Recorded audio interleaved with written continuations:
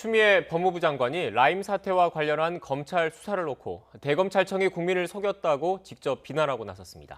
윤석열 검찰총장에게는 중상모략이라고 화내기 전에 사과부터 했어야 한다고 직격탄을 날렸습니다. 취재기자 연결해서 자세한 내용 알아보겠습니다. 조성호 기자. 네, 대검찰청입니다. 네, 추미애 장관이 오늘 아침 SNS를 통해서 대검을 비난했다고요. 네, 추미애 장관은 굉장히 높은 수위로 대검찰청과 윤석열 검찰총장을 비판했습니다. 라임 자산운용 사태 핵심 인물인 김봉현 전 스타모빌리티 회장이 폭로한 검찰의 수사 관행을 문제 삼았습니다. 김 전 회장 구속 이후 석 달 사이에 66차례 불러 여권 정치인에 대해 캐묻고 회유하는 조사를 반복했다며 야권 정치인과 검사들에게 향응을 제공했다는 진술이 있었는데도 그 누구도 알지 못하게 했다고 주장했습니다.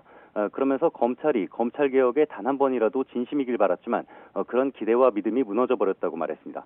수용자의 불필요한 반복 소환을 막기 위해 법무부와 대검이 인권수사제도 개선 TF를 발족하고 범죄정보 수집 목적 소환을 금지하기로 해놓고도 지키지 않았던 겁니다. 추 장관은 야당과 언론을 향해 사기꾼의 편지 한 통으로 장관이 수사 지휘권을 발동했다고 비난하기 전에 국민을 속인 대검을 먼저 저격해야 한다고 덧붙였습니다.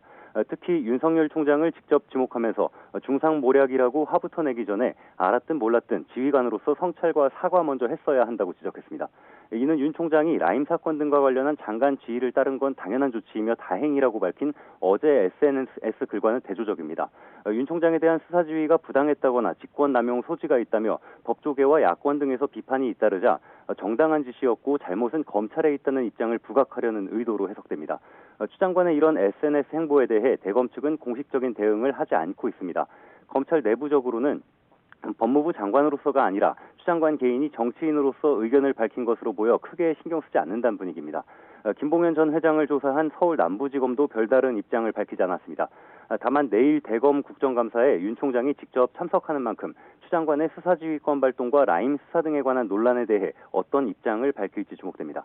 지금까지 대검찰청에서 YTN 조성호입니다.